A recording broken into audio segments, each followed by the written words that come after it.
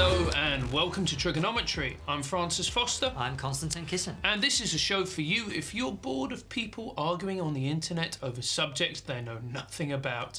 At TRIGGERnometry, we don't pretend to be the experts, we ask the experts. Our fantastic expert guest this week is a professor of politics at Birkbeck University in London, Eric Kaufmann. Welcome to TRIGGERnometry. Thank you very much.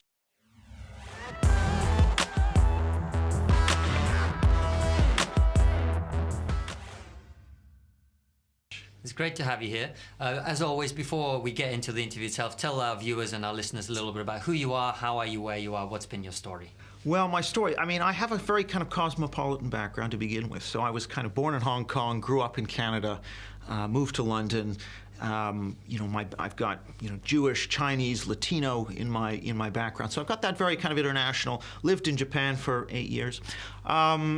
But the study, what I study is nationalism, and that's partly because if you grow up abroad, you're much more aware of, it's problematized, the idea of what is your country, what's it about. So I developed this interest in nations and national identity, so that's something I've focused on for over 20 years.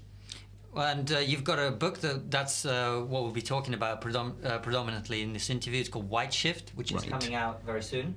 Yes, end of October in the UK, end of January in the United States. And you've been kind enough to provide us an advanced copy, which I've read is absolutely fascinating. It's kind of dynamite, I think it's fair to say. Let's get straight into that. I think the main narrative at the moment when we talk about populism and nationalism and all these things is, look, it's the Rust Belt, it's poor people who are freaking out about their job prospects and their future economic security and all of that. And what you do in your book is essentially debunk all of that. And if it wasn't called White Shift, I think it would be called It's Immigration Stupid. Right, exactly. So a lot of the media narrative around populism immediately after, say, the Trump or Brexit vote, turned to, who voted for Trump or who voted for Brexit and where do they live. And you can see that the cities tended to be, say, Remain voting and outlying areas tended to be for Leave. And those areas tend to be a bit more deprived. So people kind of jump to these conclusions. Well, it's the people, the left behind. They're the ones who voted to Leave or they voted for Trump. The problem with that, of course, is that, just take London as a city. It's got a large number of people who are not white British. It's got a large number of people with university degrees, a large number of young people. So that makes it fairly unusual demographically. So the only real way to do that study properly is to take a white working class person in London and a white working class person in the north, in a mining town, for example, and compare them. And when you do that, you actually see, if anything, that person in London is slightly more likely to have voted Leave. So that's the kind of method where you're actually looking at individual level, large-scale survey data, not looking at these election maps or talking about opioid crises or so on. So yeah, the first takeaway really is that it's almost all about immigration when we talk about right-wing populism. Not left-wing populism, Podemos and Corbyn, that is about the economy, but right-wing populism in the West, not, again, in India or even in Eastern Europe. In the West, it's about immigration. And the academic literature is actually pretty solid on this as well. The academic literature shows this and wouldn't dispute this. Now, some, of course, would dispute it, but certainly when it comes to immigration, a lot of the there was a meta-analysis done, which is an analysis of all the literature, and they find essentially that how poor you are, whether you're unemployed or not, whether you've lost your job, those are not things that predict your immigration attitudes. And these are not things that are driving right-wing populism. So the mainstream narrative right now is essentially people have nothing to live on, the people don't have a job, like you say, and they're lashing out against immigrants because that's where we normally channel our anger when we've lost out and on whatever. And you say... Well, I say no. I say essentially what this is about is anxiety over ethnocultural change, threats to identity. I'll give you a kind of question that we might ask people. Say in this country, we ask Brexiteers, white British Brexiteers, how concerned are you? How much of a problem is pressure on public services? 0 to 100, 100 being it's a big problem.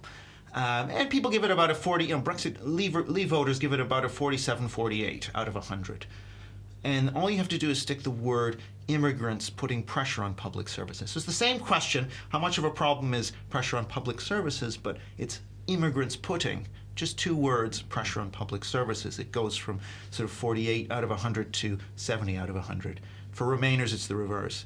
And actually it makes sense. What the Remainers are doing actually does make sense, because if the problem is pressure on public services, the part of that problem that is accounted for by immigrants has to be smaller than the problem itself. So it makes no sense to get a number moving from, say, 48 up to 70, because the problem, the immigrant-fueled part of the problem cannot be larger than the whole problem. But that's just by way of explaining that this is not driven by people's worry about pressure on public service as economic things, which is sort of the narrative of probably both parties in a way, because that's what they know. They've got economic policy tools.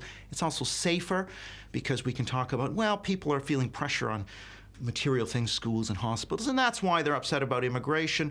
It's not that nasty cultural stuff, but actually it is that cultural stuff.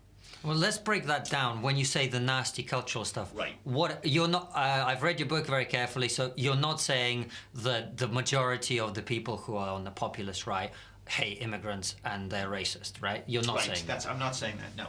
I actually think we need to open up a conversation about white identity, first of all, and secondly, something I call the white tradition of national identity, and to do so in a fair-minded way. So there is a certain kind of toxicity around the subject of white group identity. By Mitchell. Oh, really? By really? Is that right? I hadn't noticed. Right. So, and you know... It never ends well, though, does it? Let's be fair. When you get a group of people together and go, right, we're white and we identify for being white, it tends to end in camps. And well, no, I disagree with you. So, for example, I don't think identifying as white or identifying as black or identifying as Hawaiian, you know, we have to look at these things differently. I mean, all of those identities can be abused. You can fixate and be extremist about it. But just if you think about the world, you know, 80% of the world's countries have an ethnic majority. You know, the Persians in Iran, it could be Tswana in Botswana, Japanese in Japan, etc. Those you know, these people identify with their group, with their culture, and they're not out killing each other. Now, some will, but when we think about what are the predictors of genocide, for example, it's an ideology that says this country should only be inhabited by either a particular group or people who adhere to an ideology like socialism or like Islamism. And if you don't adhere to that, you're in the way and we're going to exterminate you. So it doesn't necessarily matter whether it's a particularist identity like ethnicity or it's a universalist identity like Islam or socialism. There are extreme versions and moderate versions, and you can have a moderate version of white identity as you can a moderate version of Islamic identity. And there's nothing wrong with that. And that's sort of the normal state of affairs in most countries most of the time. So I think this focus on white identity as toxic actually doesn't have a basis in fact. Even though we know, yes, we're all thinking about the Nazis. You're wrong. Yeah, we're all thinking about the Nazis. You know, I lost relatives in the Holocaust. You know, yes, of course. But that's one case. And we actually have to say, okay, all of the countries in the world that have ethnic majorities that identify with their group, and then all of the places in the world that have a genocidal event.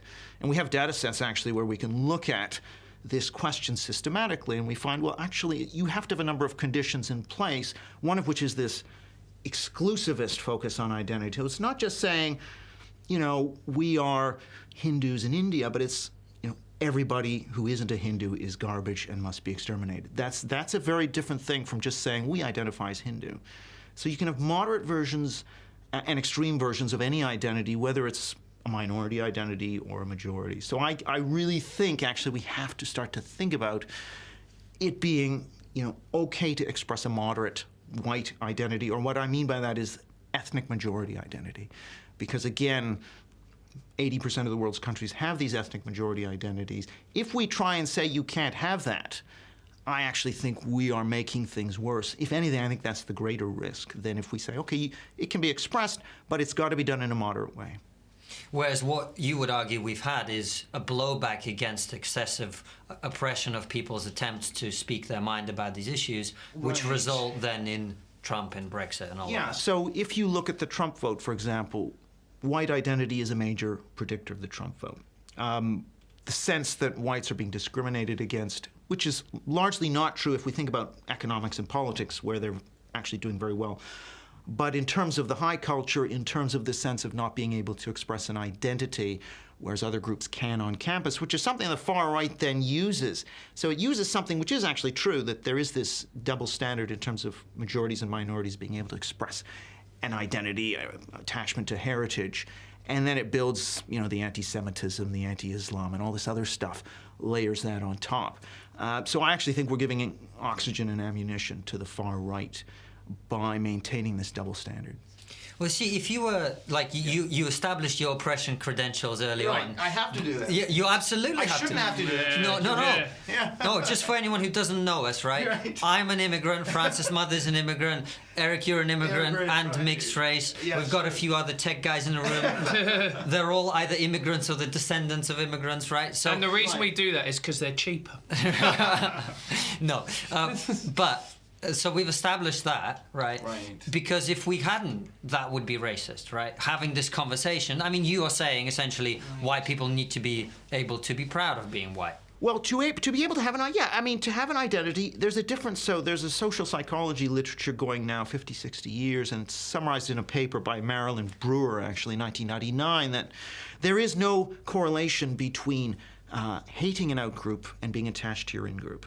Now, I actually think overly fixating on an in-group is unhealthy as well. But what I just want to establish here is that, so in the 2016 American National Election Study, how warm you feel towards whites is not predictive of how cool you feel towards blacks or Muslims. Actually, there's, if anything, a slight positive correlation. Warmer you feel towards whites, slightly warmer towards blacks or other groups. And this is a finding that's found in many instances. So I think we have to, when we're talking about racism, there is real racism.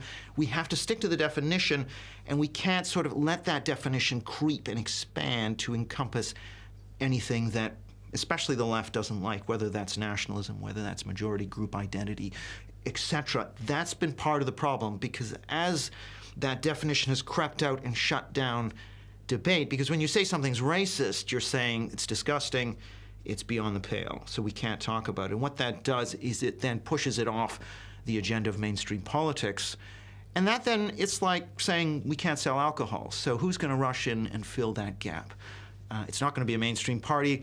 It's going to be the Sweden Democrats, for example. In Sweden, you couldn't talk about immigration. That was seen as racist. Boom, in come the Sweden Democrats, up to almost 20% in the last election, right? So that it's the issue of a political entrepreneur having a market because the mainstream parties feel this is too hot to handle. And the reason, now there are some instances where the mainstream parties really should not touch an issue, like segregation, imposing segregation between blacks and whites. George Wallace, candidate in the United States from the South, he said, we want segregation. And yes, he was able to get a certain amount of populist support for that. And I think the mainstream parties were right to say no to that and to push it off the agenda. But then if you take that approach, it's correct for that approach, but then what about talking about levels of immigration? What about talking about national identity? You see, there's a temptation if you are on the left to want, or even if you are on the right but you're a sort of free marketeer, to want those taboos to expand and expand so that these issues are taken off the table, especially if you fear that the population actually is disturbed by these issues and you don't want to discuss them democratically. Well, if you can push them off the table by making them a taboo, you don't actually have to discuss them. And that's actually stored up a lot of the pressure that has led to the blowback, which I think we're experiencing or have experienced since 2012. Because it's interesting what you said there, where you said, you get these people coming in and exploiting that, which is essentially what Trump did. Right. How do you, and you're talking about white identity, see, I would argue there are racist undertones to what Trump does. For instance, saying, I've actually had this conversation with Constantine, I'm half Latin American. I think that when he came out and he said some of these people are rapists, I think that's a racist comment. How do we, I think the question I really want to ask is, how do we divorce this idea of having a white identity from the sort of the racist undercurrents that sometimes can marry itself with that?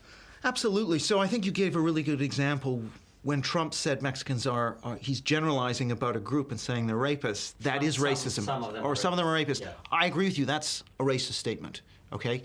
I think we need to distinguish that from, say, celebrating the arrival of Christopher Columbus, for example, or even the Wall. I mean, the Wall is actually not racist. If you think about a wall, okay, if you've got an illegal immigration problem, you decide to build a wall, there's nothing actually racist about that.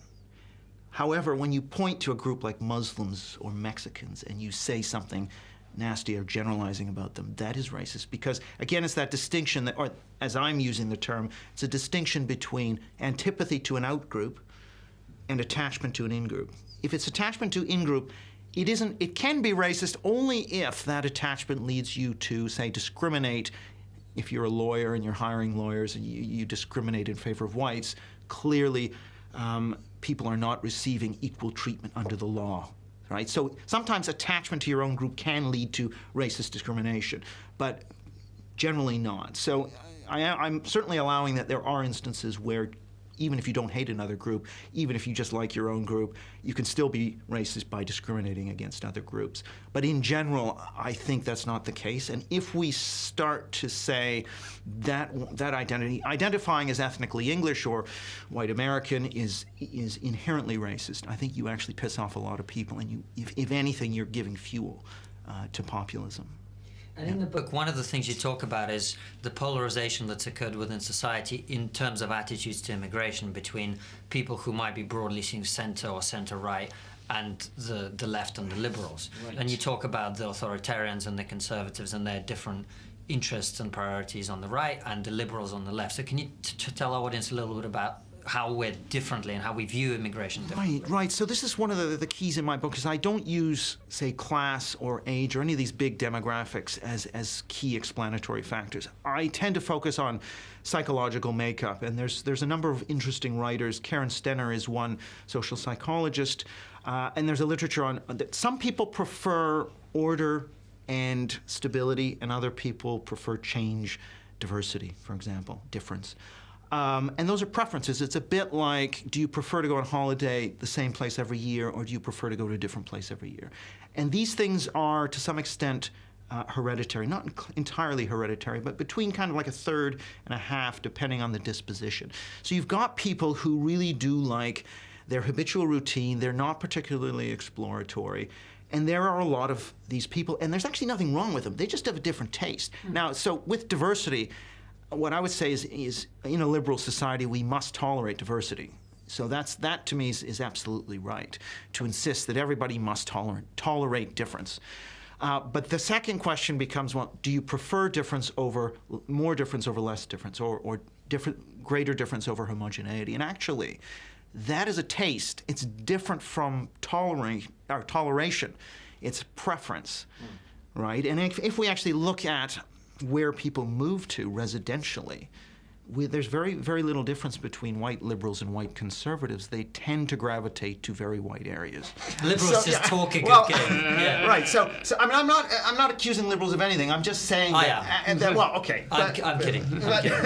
But people's actions, and also in terms of friendship networks and who people marry, a lot of the behaviors actually belie the fact that actually people are preferring their own, not entirely, not exclusively, but it's just to say that some people have a preference for more change and diversity. So what that then means is, when it comes to something like immigration policy, you can't go out there and just say we must celebrate diversity, and if you don't, you're a bad person.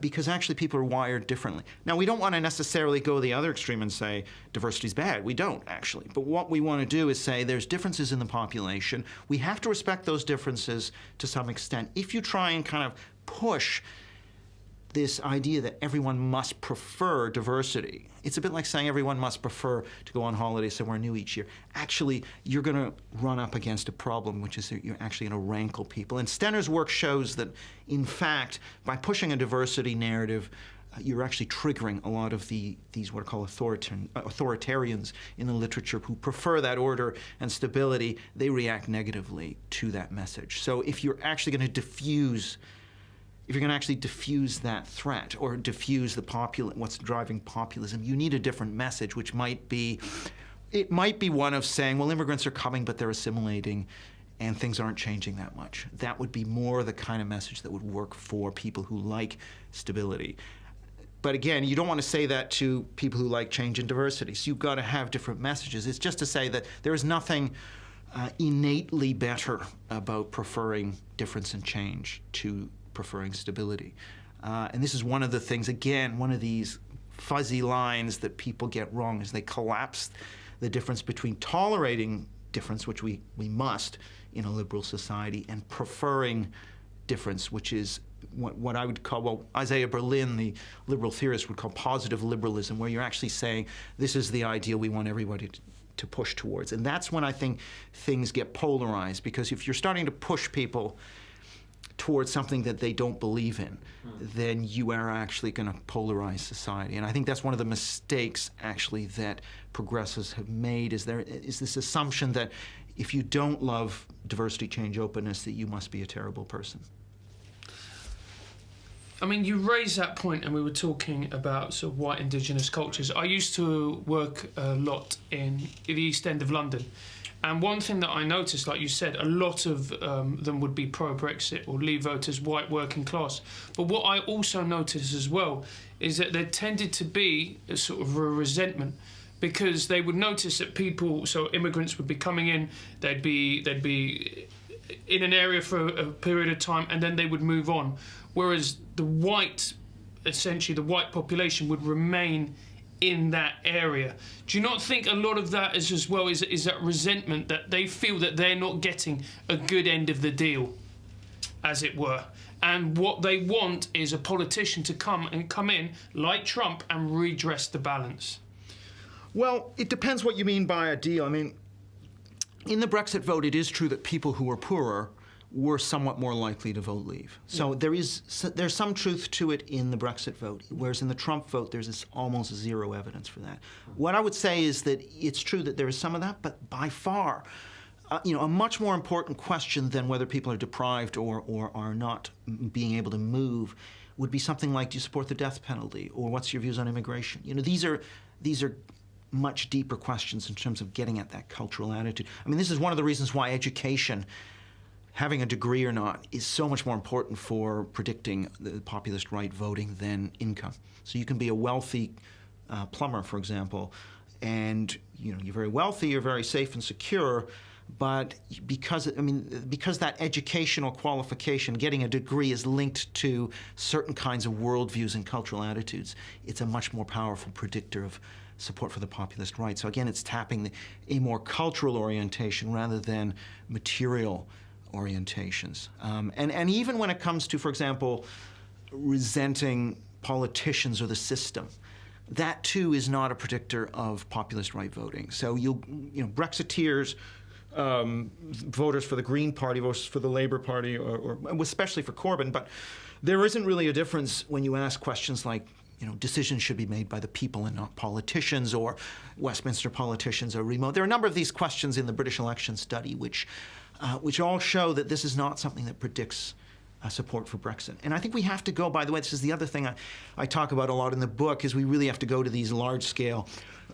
individual level data sets to be able to control for these, you put income in there, you stratify by age, so you can control for all these different effects. And once you do that, you actually see how unimportant something like income is compared to these attitudes. Death penalty is the clearest one, because that gives you a much stronger take on whether someone voted for Brexit or voted for Leave than something like class. Oh, really? So if you agree with the death penalty, you're far more likely to be a Leave voter? Absolutely, yeah. Wow. And is it a marker of like conservatism or authoritarianism? Is that what? Yeah, so it's a marker of what they call authoritarianism, which I think is a somewhat unfortunate term. Reflects the orientation of academia, which is fine. I mean, of course, we can think what we want about the death penalty, but it's also linked to views on child rearing, strict versus permissive. So strict child rearing, views on death penalty would be another one. So these kinds of predictors, which all fall under the rubric of authoritarianism, that's a much more powerful predictor of, say, populist right voting than anything related to class or income. All right. Well, we are where we are, right. with this, right, with immigration. So, and with the whole conversation, if we accept everything that you say in the book, which is that's what's driving it, what do you project going forward if we keep doing what we've been doing? Right. Well, here's the thing, right? So in the book, the other part, and I mean, the book's entitled White Shift, and the first part of White Shift is really about whites declining as a share of the population across the West. So in the extreme case might be Canada, where it's sort of, in 2006, it might have been about 80% white, 20% minorities. 2106, it's going to be 80% roughly non-white, 20%. So that's the most rapid change.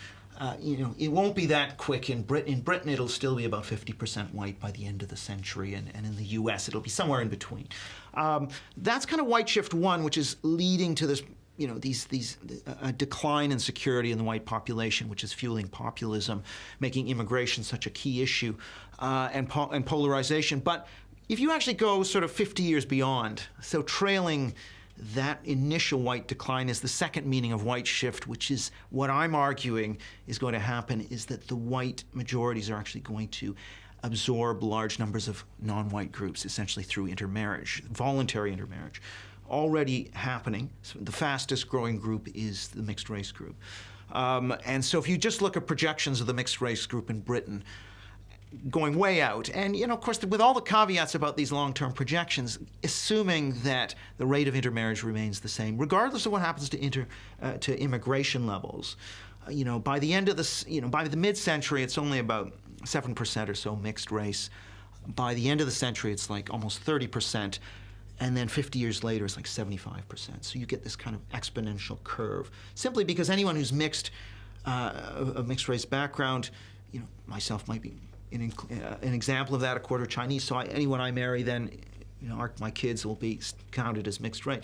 The secondary question of how they're treated, whether they're treated as white or not, is a secondary question. But still, the proportion of the population that has some non-white background in Britain will begin to increase exponentially. The question then will be, well, how does that mixed race majority, which I'm arguing will kind of take over as the majority, how do they identify? And I'm kind of arguing that they will mainly, or they will selectively tend to emphasize their European ancestry, simply because at the global level, that's what's going to be distinctive about them.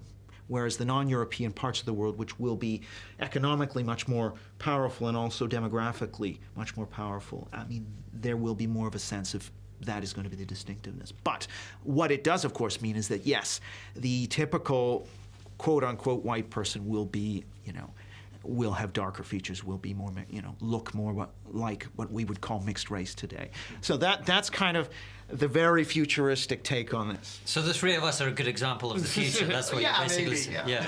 Because I find it very interesting you're talking about people's fear, and that's never been a fear of mine. Number one, because my mother is Latin American. Number two, I spent a lot of time in Latin America, and that's essentially what the population is like.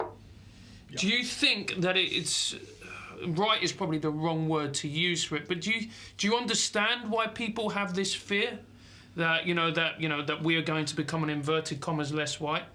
Because to me, that's just my family. That's how I've grown up. So for me, it's nothing to fear at all. Right. So two things on that. One is that Latin America, you're right that that's what's happened there, but it's not necessarily the direction that we would want to go, even though we may be moving in that direction. Because Latin America has a racially stratified system where lighter-skinned people tend to be overrepresented in politics, top jobs, etc.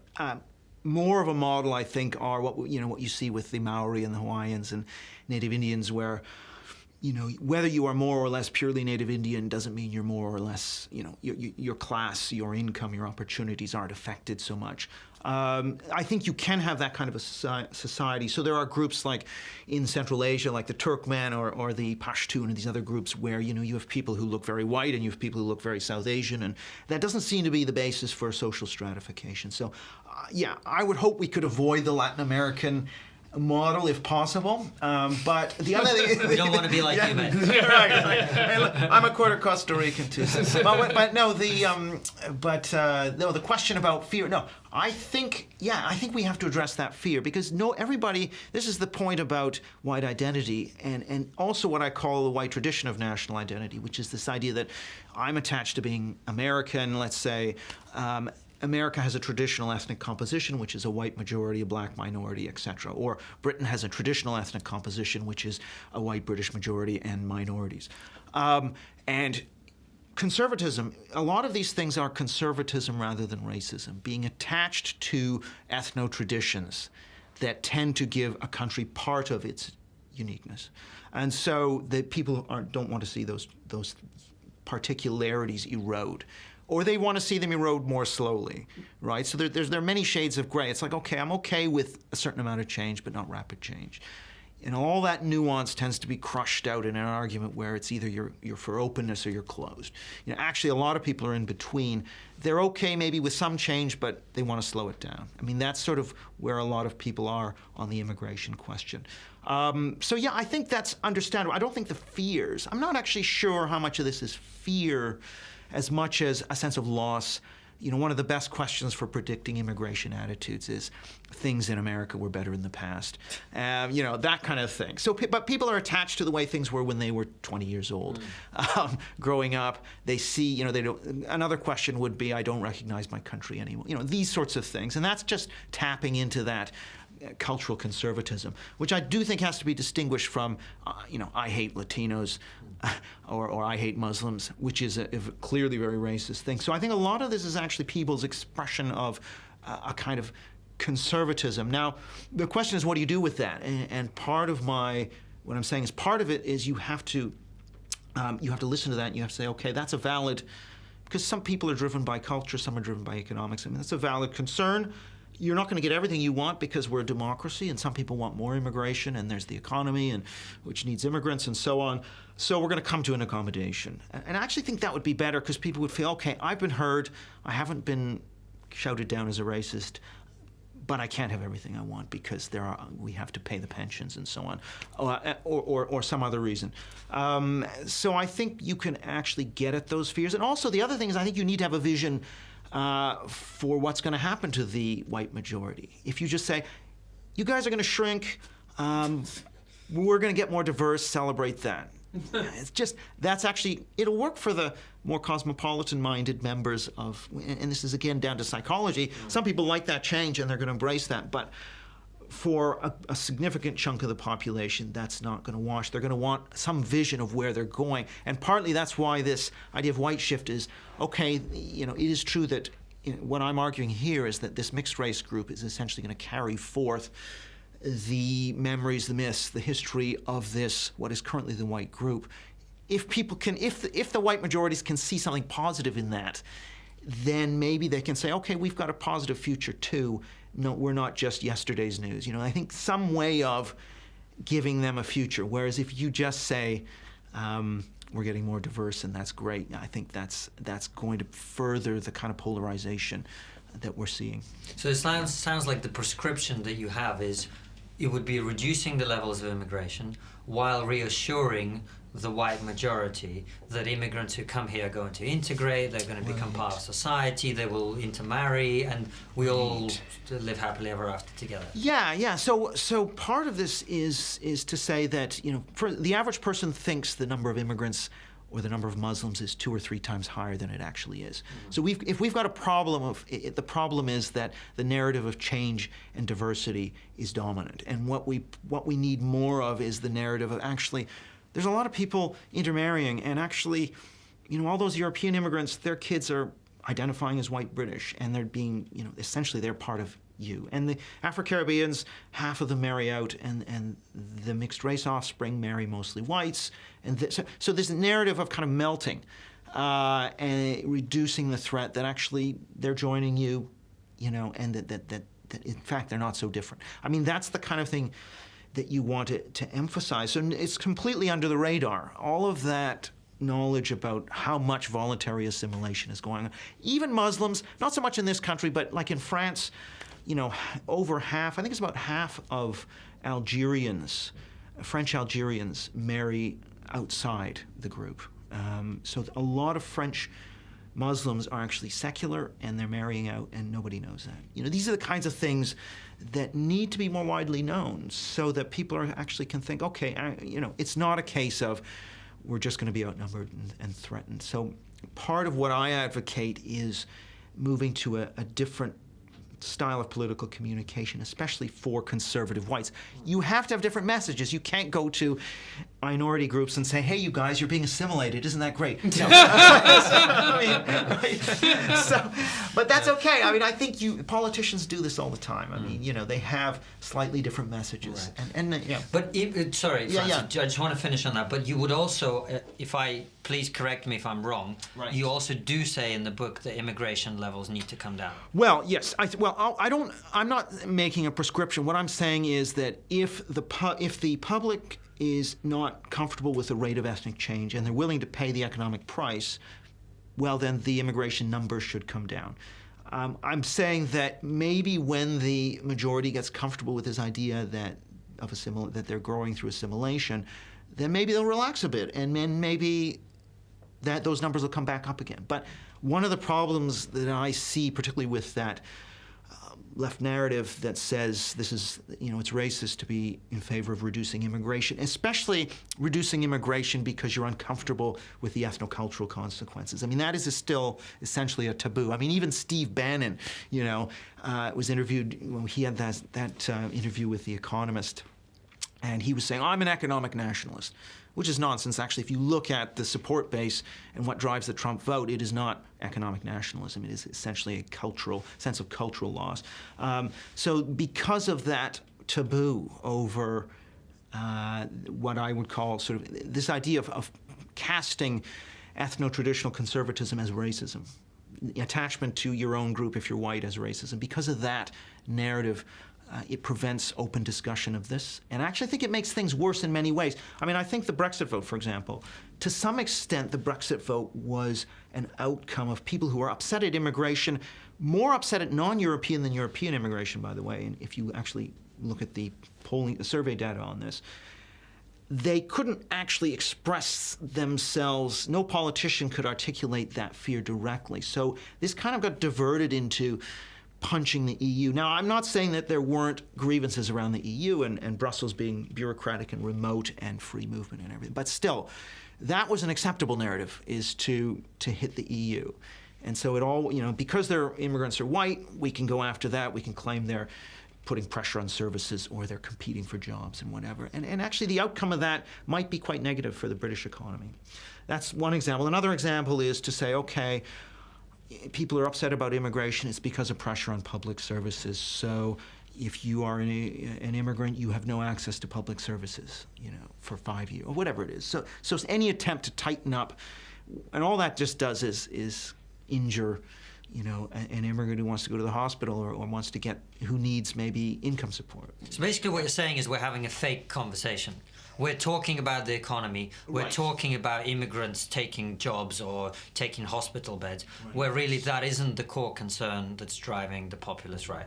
Exactly. And it's somebody who, typically someone will be against immigration first, and then they'll look for the reasons that are acceptable. It might be pressure on services. So Jonathan Haidt has this idea of the elephant and the rider. The elephant is the driver, and then we tell ourselves a story that's the rider. So I think this stuff about services and jobs is a bit of a rider story. Not to say that it has no impact, but if you look, for example, you ask people, is immigration a problem in your local area?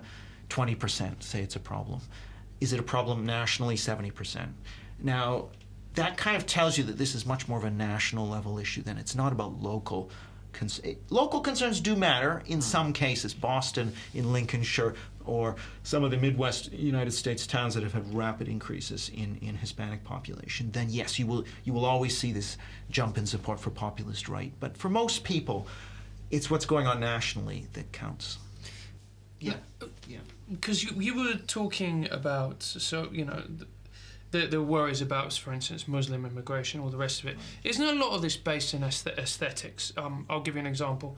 I was going to, my dad is from Wigan, which is a very poor part of, obviously, for those of you who are watching overseas, a very poor part of north of England. And I was going to watch a rugby league match, which was everybody from up north came to Wembley to watch a rugby match.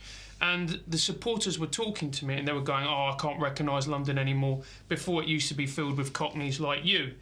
And on one hand, I'm born in London, but if I'd taken more from my mother's side of the family, I doubt we'd be having that conversation. Right. So, do you see? I just Yeah, think... but okay, what I would say though is, what's your Yeah, point but on that? I'm saying that a lot of it is just...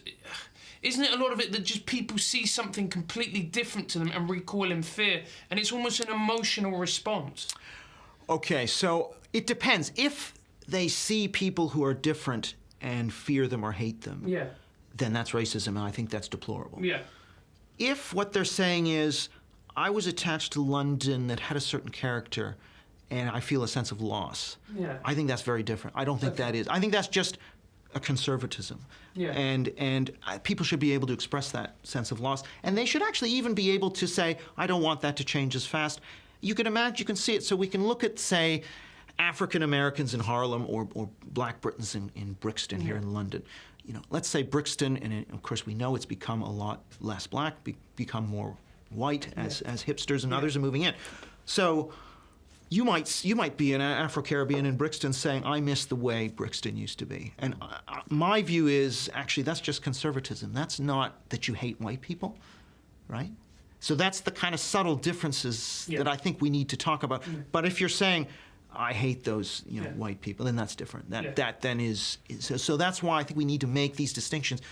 And actually, if you do surveys and you ask liberals and conservatives their views of why people don't like immigration, you will tend to get liberals thinking that it's the conservatives hate minorities, and the conservatives will say no, they just are attached to their own group. So we're getting people kind of talking past each other and kind of seeing the other in a negative light, and I actually don't think that's necessarily the case.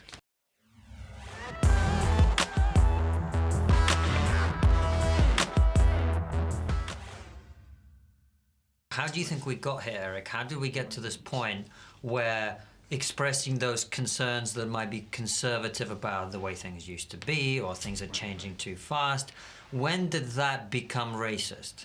And how did that become racist? Right. Well, that's a very interesting story, which I kind of go to in the book. I'm not so much of a fan of these theories which say that this social justice warrior stuff is a new thing and it's related to social media. I mean, of course, those things have an impact. But I actually think you have to put this in the context of a much longer intellectual history and ideological development of the left that goes back even 200 years to utopian socialism and anarchism. We only have 5 minutes. Okay, 5 minutes. Okay, so what I mean is... No, we have more time than that. I was just trying to keep it. All right, I'll try and make it short. So basically, there's a fusion of two ideas. One is what I call, well, not me, but other sociologists have called modernism, which is this idea of anti-tradition. New and different is better, essentially. That's what we're about, new and different. And that if you look at modernist intellectuals in the United States, for example, their view was that the WASP, white Anglo-Saxon Protestant culture, was stifling, boring, and that you had the prohibition of alcohol in 1920. So they reacted against that, and they said, well, look at these expressive groups like African Americans with their jazz, and Greeks, and how wonderful are these exotic people, and how boring and awful are our group. And that's kind of like the beginnings then of this kind of trope, which is sort of a bit of an academic word, but this narrative of kind of being against your own group, the adversary culture. Now, it's not a bad thing to be critical of your own group. You don't want to be just completely saying my group's the best and that's it. So you have to have that, and you need cosmopolitans. I mean, I actually think that you have to have space for people to be citizens of nowhere or whatever. But essentially that criticism, that critique of the majority culture actually then becomes the dominant culture in the high culture. So this starts to happen, even in the 50s, you had the beatniks and you had a number of intellectuals who were again talking about square white culture and all of this, but it didn't quite have the same edge of, white privilege, you're awful. But it was a similar sort of sentiment. And then we get into the 60s and 70s with the expansion of television and the university sector, and this becomes the dominant motif in the high culture. And once that happens, and then it becomes something that you have to buy into, because academia then changes, and we talked about this earlier, where the left-right ratio amongst the professoriate goes for something like 2 to 1 in 1960 to, particularly in the social sciences and humanities, it's kind of 10 to 1 or something like that. So you get a complete domination over time because of the baby boomers moving into academic positions. And something similar happens in parts of the media, but it's never quite the same in the media. It's really academia where you get this complete changeover. And then they bring their mores with them, and one of them is this idea that white identity is racist, worry about ethnic change is racist. It's never actually, you will never find a clear statement or a political theory defense of this in philosophical terms in any of the literature. You will find it in the critical race, the radical stuff, which is basically ideology dressed up as academic research. But in terms of the respected top journal political theory, you won't find a statement of this. But then all of a sudden it becomes the case that talking about immigration is a racist thing. It was less the case, in Britain. Britain actually had a more open conversation, but U.S., Sweden, Germany, many countries you really didn't have. It was seen as very taboo. And this is part of the reason why we see these sort of the sudden emergence of the AfD in Germany or the sudden emergence of the Sweden Democrats, because there simply was nobody willing to touch those issues politically. Now, we've said that sort of harking back in this nostalgia and sort of wanting the country as it used to be isn't racist. Do you think Trump and this right-wing populism is here to stay? And do you think it's going to be a factor, or do you just think it's a political blip, as it were? Yeah, I mean, I should say that conservatism isn't racist, but it doesn't necessarily mean it's the right thing to do so. But I just think it's a perspective we should be debating. Yeah. The populism, is it here to stay? I think right now it is, because the ethnic shifting is making the majority insecure. It's bringing cultural issues more to the surface. And this is actually cutting across the old left-right political divide, which used to be about redistribution versus free market. That's becoming less important, whereas the culture wars, if you like, around more or less diversity and change versus tradition and continuity, that's becoming a bigger issue. If you look at the European case, in 9 out of 10 European countries after 1996, you look at the migration numbers, you can look at the rise in media stories about immigration, tracking that. And tracking that is support for the populist right and concern about immigration. So actually the numbers are very solid in showing how immigration is very much the driver. Now, if immigration falls, as it has, that will take some of the steam out of the populist right. And it has actually, if you really look at the numbers, these numbers peaked at the peak of the migrant crisis, have fallen back a little bit. But I think underlying this are all these unanswered questions about who are we, what's the future of the country in terms of its traditional ethnic composition. And that's where I think actually if politicians were honest and addressed that and said, that's a valid concern, there is going to be change, we've heard you, we've taken your concerns on board, immigration is actually going to be lower than might be optimal for the economy because we're listening to your cultural concerns. I actually think that would be the way forward. But that isn't happening, Eric. It's not happening. It's not happening at all. I mean, Right. Are you concerned by the direction that we're going in? Well, what's happening is that these populist right parties have emerged and started posting these very high numbers, and you've had Brexit and Trump. That's actually broken the taboos around some of these subjects. So in Sweden now, all the parties are talking about reducing immigration, which they have to in order not to lose those voters to the Sweden Democrats. I think actually the breaking of some of those taboos is a good thing, but some of the taboos actually needed to be in place. So I think now you're seeing these burqa bans. I don't agree with some of the anti-Muslim stuff, so particularly bans on freedom of religious expression. So I think that's where you've started this process of rolling back the taboos, but then it can overshoot and go too far. Right.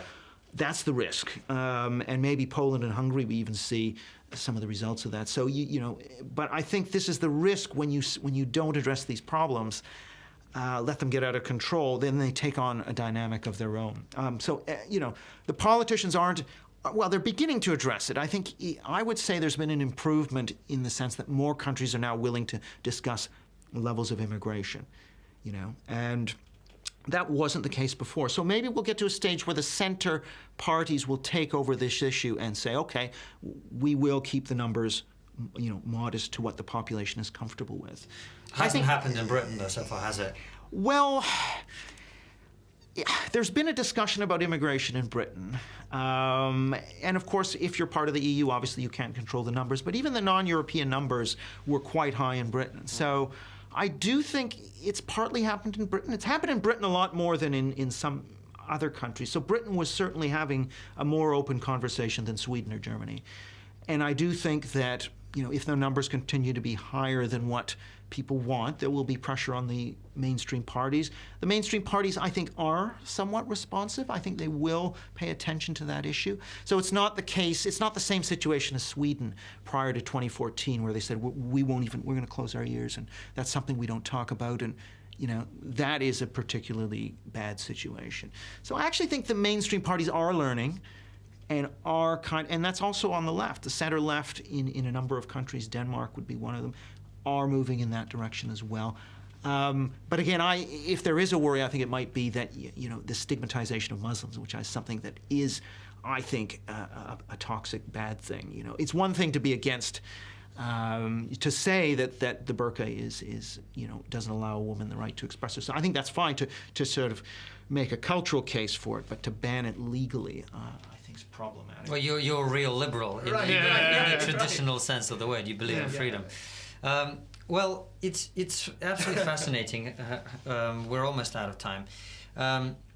Tell me, I always like to ask this question of people who work in a field in which they are not necessarily representative of the mainstream opinion. What's it like being you in academia? Right. Well, come back to me after the book's published, and we'll see. I mean, I'd say already there is a sense in which, quite a few people are not pleased with some of the things that I say. But I think that in the field I'm in, which is quantitative political science, if you've got your numbers behind you, I think most of those people are actually pretty fair-minded. And most academics, I think, are center-left. There is a significant far-left group. I mean, I'm not going to gloss that. But you just have to say, well, I'm going to deal with the people who are civil. I can have massive disagreements with people politically, but we can still be civil, and so I think that's... So in academia you still can? At least I think UK academia is it depends, it's department to department. I would say in my department, yes. It's like West Side Story. Yeah, exactly. But I know that in some others there's a lot of conformity, and so it's probably harder. If you have, all it takes is a few very outspoken individuals to sort of chill and make it a much more polarized or a more difficult environment, I'd say. But I don't think the UK is yet in the same boat as the United States, where you have these completely rabid departments, and there are the climate, that kind of climate like Evergreen State and Middlebury, and there hasn't, as far as I'm aware, there hasn't been anything quite that extreme in Britain. Let's hope it doesn't get there. Yeah, let's hope. Let's hope. Because that is a big, in terms of what's happening outside of academia, that is such a huge problem, is the inability to have honest, genuine conversations. It's like when I talk to somebody that I disagree with, face to face, and we actually have a genuine conversation and we both come away from it having learned something, I'm almost surprised every time, because that's so counter to the kind of conversations that we're now used to having on Twitter, on Facebook, on whatever. Right. Do you know what I mean? Oh, no, I think you're absolutely right, and this gets to the heart of this problem with these taboos, because you get people who are so committed to this, what I call left modernism, and this vision of equality and diversity, this kind of utopia, and if you're in the way of that, you're not an ally, and somehow we got to get you out of the way, and so I can't tolerate you, I got to suppress you. And part of it also gets to a belief that human beings are blank slates, and that if we can just choke off the supply of messages that are countering our utopia, if we can just silence those people, then we won't have a problem, because we know people are essentially clay to be molded, and so if we can control the information supply, then we can get what we want. And so the focus is always on shutting down and controlling. And actually, I just think that's just not human nature. I mean, you've got differences, and some people aren't just blank slates, and they're not going to be fooled. So I think, I think it's a self-defeating strategy. Some people are blank slates. I've met a few in my time. Maybe. I've taught a few as well. Well, listen, Eric, it's been a fantastic interview. Thank you very much for coming to speak to us. The question we always like to ask at the end is, what is the one issue that no one's talking about that we ought to be talking about? minority supporters of populist right parties. So minority Trump voters would be one. You know, My mother being one. Oh, really? My Okay. mother's a Latino Trump voter. Oh, really? She loves him. Well, almost 30% of Latinos voted for Trump. Here's an interesting one. A question was asked after the Charlottesville riots, which hopefully your viewers will be familiar with, which was around this Judging by Confederate. the comments, a couple of them were there. All right. Okay. So the Charlottesville riot. They asked a number of questions like, white Americans are under threat in America today. Something like that. Whites are under threat in the country today. 70% of Latino and Asian Trump voters replied yes to that question, which is not that different from white Trump voters' answer to that question. Or it's very important to protect and preserve the European Christian heritage of the United States. You know, Asian and Latino Trump voters, something like 55%, said yes. So there's actually quite an interesting phenomenon of ethnic minorities who are patriotic. And part of their patriotism is an attachment to the way the nation is culturally. So it's really a mistake to think that minorities are automatically going to go in favor of multiculturalism. They're going to split. Most of them actually will support the multicultural vision, but actually there's a polarization there as well. Very interesting. Eric, thank you very much for coming on. Your book is called White Shift. It's released on October 25th in the UK, not till the end of January in the United States. All right. Well, as Francis takes a massive sneeze at the perfect time as we're about to end the episode. Yeah. Get the book when it comes out. I've read it. It's absolutely fascinating. It's a great, great book. I think as I said to you before we started the interview, you're probably going to get slammed from the left and from the right, I think you're right. which is exactly where we are.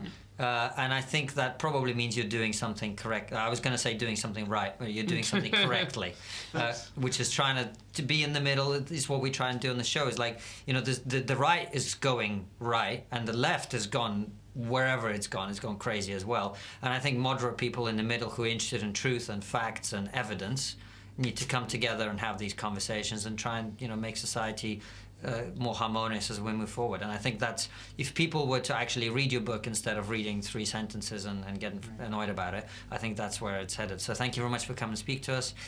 Get the book. If you enjoyed it, obviously, as always, subscribe to the YouTube channel. Click that bell button. Do you want to do the social media stuff? Yes. If you're enjoying it, please follow us on TriggerPod at Instagram, on Twitter, TRIGGERnometry on Facebook, and I think that's about it. That's it. And Eric, before we let you go, Yes. your Twitter handle is? At EPKAUFM, EP Kaufmann. Well, we'll get that in the video. Yeah. So make sure you follow Eric. You're always tweeting and retweeting Yeah. interesting articles, so That's right. plenty of stuff for you to get into. Thank you very much, and enjoy your week. We'll see you in a week's time for another fantastic episode. See you later.